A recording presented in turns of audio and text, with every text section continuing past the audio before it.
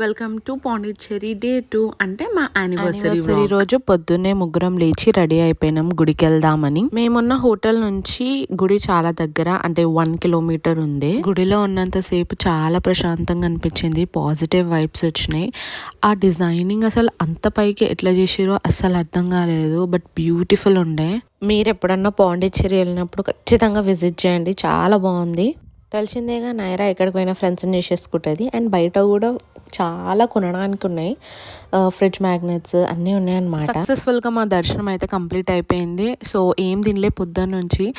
ఏదన్నా local mess చూపెట్టమంటే auto uncle ఇది చూపెట్టిండు. ఎంత బాగున్నాయి అంటే టిఫిన్స్. ఆర్డర్ వచ్చేలోపు ఒక అప్పలం వేసేసినాం ఇద్దరం కలిసి. చట్నీ అయితే వేరే లెవెల్, పుదీనా చట్నీ, టొమాటో చట్నీ అండ్ పల్లీ చట్నీ ఒకదానికి మించి ఒకటి ఉంది, సూపర్ ఉంది. మా హస్బెండ్కి అయితే ఫుల్ నచ్చింది. వాళ్ళలో చూపించినట్టే గల్లీకి ఒక పోస్టర్ ఉంది. టిఫిన్ చేసేసిన తర్వాత ఎడెన్ బీచ్కి వెళ్ళుండే. వామ్మో అసలు అక్కడ ఎండలో అస్సలు ఉండలేకపోయినాము. బీచ్లలోకి పోతే సాయంత్రమే పోవాలి, అస్సలు అక్కడ ఉండబుద్ధి కాలేదు. ఇంకా మేము రూమ్కి రిటర్న్